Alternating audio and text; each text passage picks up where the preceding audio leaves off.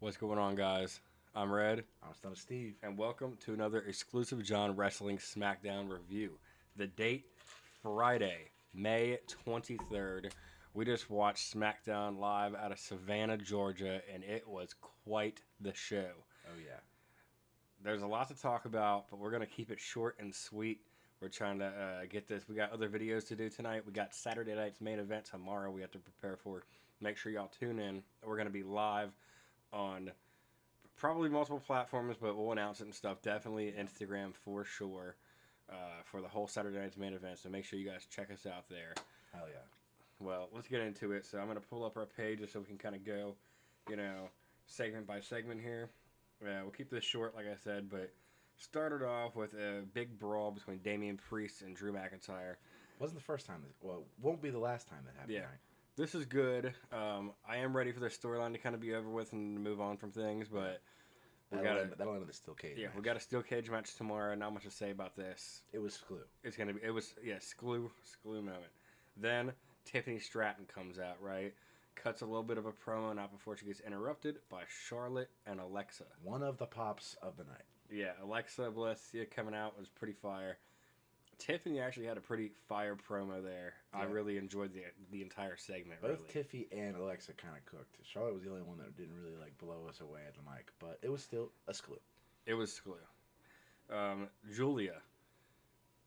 She won. She qualified. She beat Charlotte. And who else was in that match? Zelina Vega. Yeah, she beat Charlotte. She beat Zelina Vega. So Julia is going to Money in the Bank. That was a great match, honestly, and it was definitely a screw segment. Screw. Yeah, this whole show was pretty much screw. I don't know if we're going to have a single poo on here, guys. Yeah, we are. Then we had great promo from DIY. Tommaso Ciampa. A very good video package. This was a great video package. This was definitely super screw. Definitely enjoyed it. The entire video package. I just couldn't stop but thinking about how overpowered this tag team division is, and it just got stronger with Fraxium, and even stronger with something we'll get to a little later. Yeah, so that was really great. Let's see. After that, we had a little backstage segment.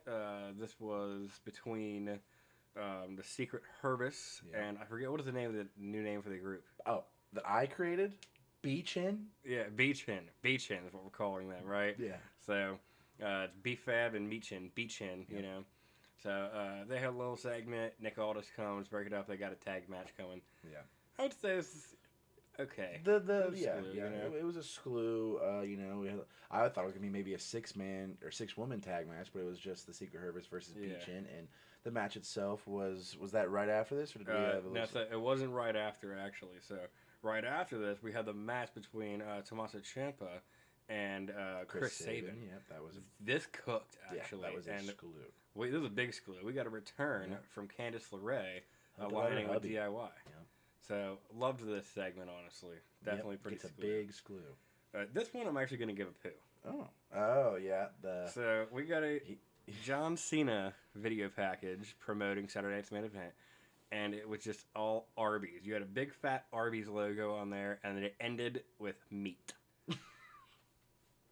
So this was poo. I don't want to see Arby's all over John Cena. You know what I mean? And then we had an Arby's match later on the night, too. Yeah.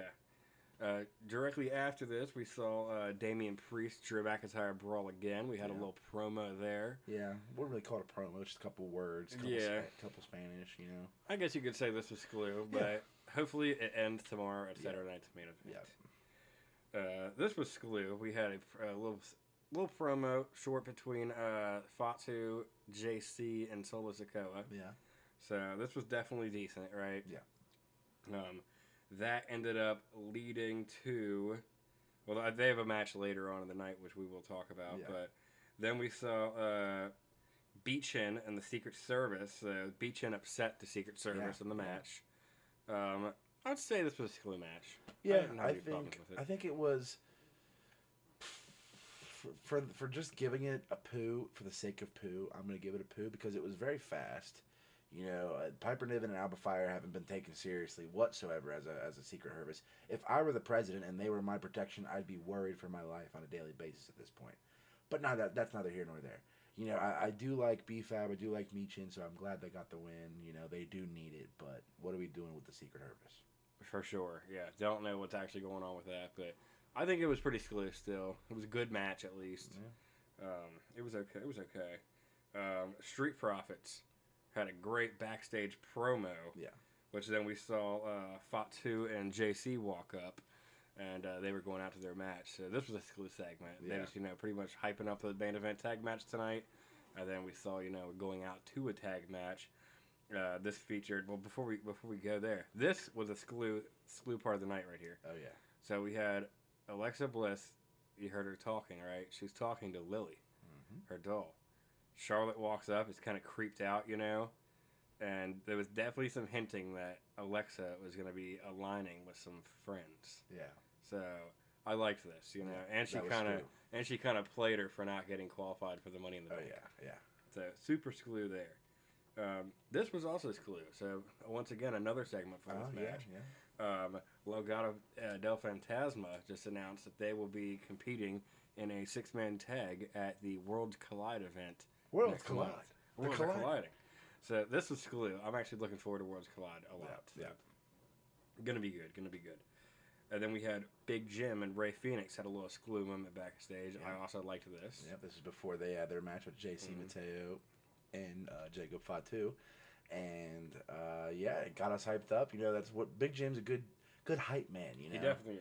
And Ray Phoenix was getting down with it. And this led us to the tag match. So we'll just jump right back in. We'll jump right into that. The match itself cooked. Cooked. Fatu, Ray Phoenix, Big Jim, and JC Mateo in a ring together is lightning in a bottle in itself. Yeah.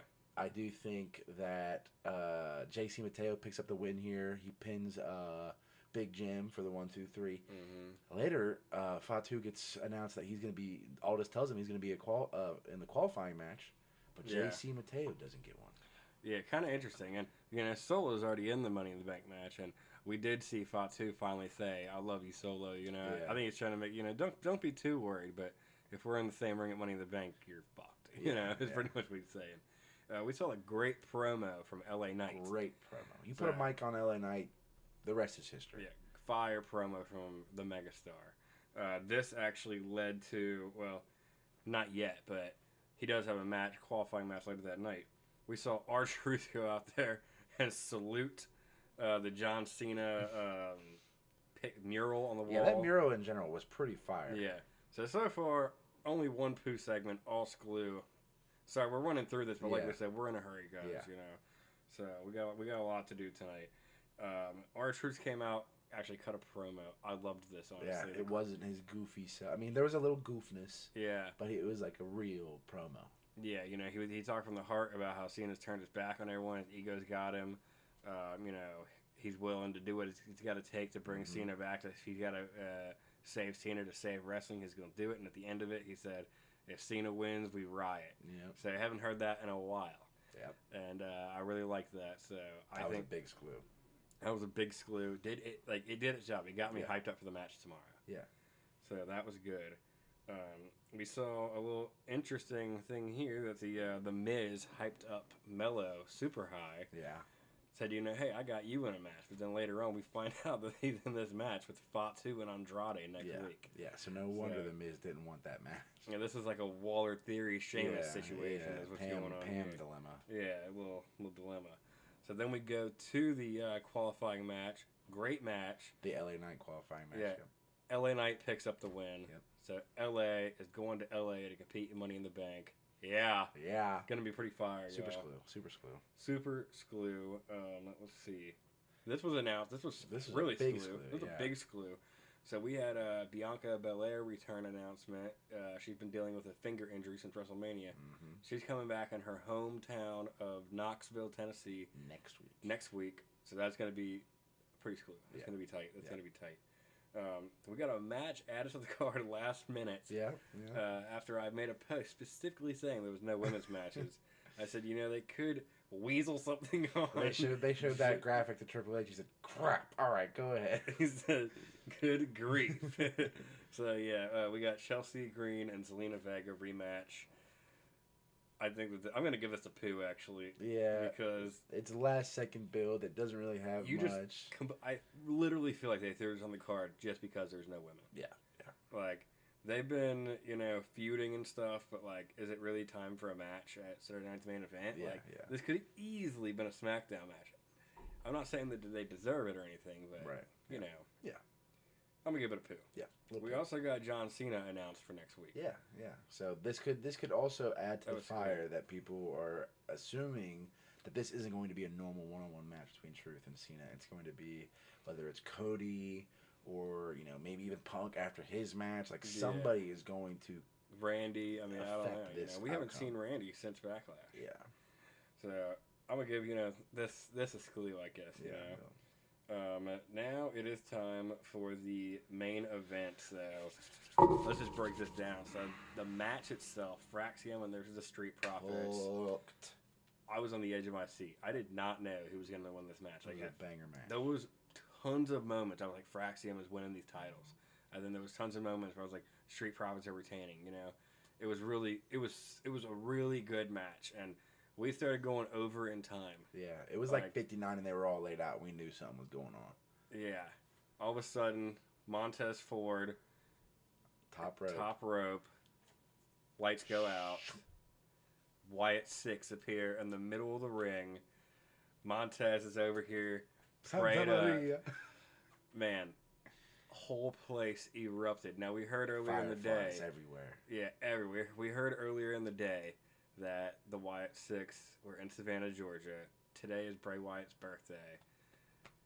This whole segment, this whole match was amazing. They ended up taking out because we should mention all the other tag teams came out here. Yeah. So we had DIY, Motor City Machine Guns, and Fraxium and Street Profits. Yeah, they took out everybody. And Candice LeRae. Can't forget Candice LeRae. Yeah, and it's almost like, okay, so y'all put Candice LeRae here to give someone for Nikki Cross to beat up. Right. That's essentially what happened. Yeah.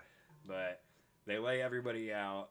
He finally hits Howdy hits a Sister Abigail at the end, I believe it on Gargano. Mm-hmm. And all the Fireflies are there. And my favorite part of this whole thing, they have a birthday cake. They light the candle for Bray. Yeah. I mean, chills. Absolutely chills. The entire time, just chills. One of the greatest SmackDowns that I've watched in a while, honestly. I loved the show. I mean, anything you want to add about the card? I do think that like we said throughout the entire show review, it was like very few poos throughout the entire review, and I can't agree more that this is one of the better shows that we've seen in the past. I mean, I can't. The TLC match was really good, but the rest of the card of that was lackluster. And then, like, further back, if you go, like, when The Rock randomly appeared, that was awesome. But since then... We've had good SmackDown. This is the one. So... But this SmackDown, I would say, personally, I was invested in almost every match, every segment. This was a great SmackDown for me. To put it this way, for him, he only went out to smoke a cigarette twice the entire show. Yeah, and if y'all know me on Friday nights over here... Y'all are going to see this chair empty a few times if y'all are watching us live, Yeah. So with that, I think it's just fair to say this is one of the easier ratings to make. It's 10 out of 10. 10 out of 10. Completely. It's definitely a 10 out of 10, y'all. Yeah. Like, we love the show. Just everything was just on point, Yeah. Let us know in the comments how you guys liked SmackDown this week. Let us know your predictions for Saturday night's main event. If you want to know ours, head over to our Instagram. They're going to be up shortly. Very shortly. So, y'all let us know how y'all felt about everything. And that's all I got to say, really. Yeah. I'm Red. I'm STUNNA Steve. I'll see you guys tomorrow on the live. As always, keep it exclusive.